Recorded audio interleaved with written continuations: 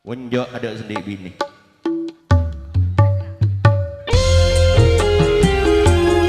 Lek lek. Iya kak. Mati ambit jena lila kena sila sila. Lanjut lanjut.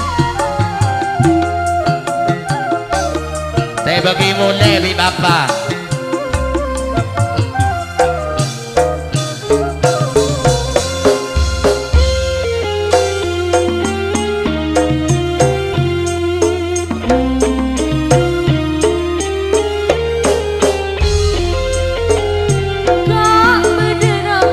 Beda apa lek sila?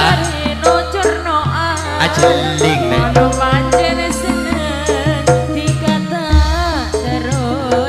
Marena beda.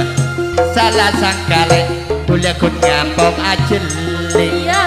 Tak usah GR sila senajan dikaseratin. Itu neburu.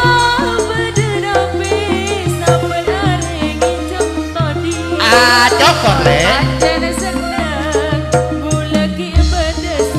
Ada pola lek sila pancen setero kabule putena lek sila mulai pengelem ajeling bule melolot lek kambang malate eko weno manoa ya tak ada bisa lek sila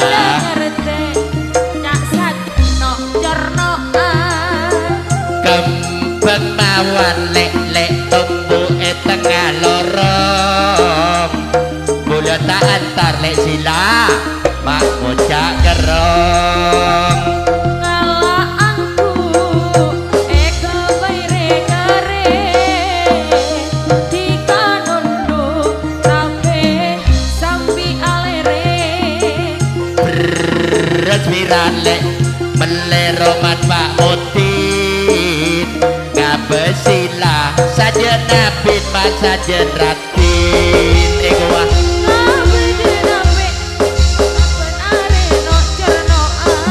ajeling mon pancen seneng dikata terus terang salah sangka lek bulekun ngampong ajeling ling tak usah sombong senajan tiga pancenan ratin anyaran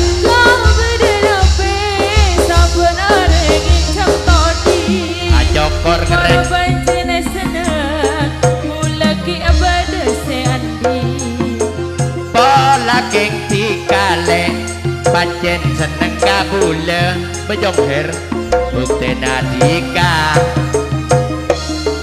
ngabes bule kambang malate eka baino manoan mula ngerti lawan tiga nojur noan kembang mawar lek tumbuh edelem pete boleh tak antar pola nadika andi lake encan ngala aku eka baire kere jika nunduk tapi sambil alere beresmirale meleroman pak mutin ngabesila saja nabit mak saja ratin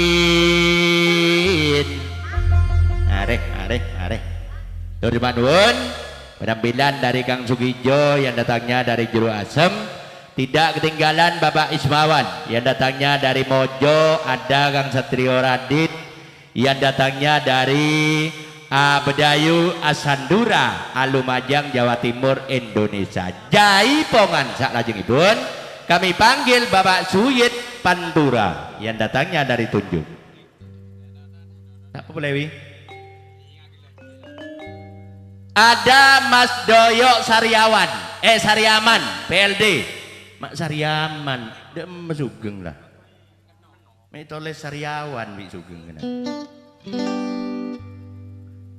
Bapak Suyit Tunjung uci alit saking dalamipun setarengan Mas Doyok Sariaman Bandorejo dalemipun monggo mriki joget-jogetan gendhingipun kersa panjenengan amangga Yai Pongan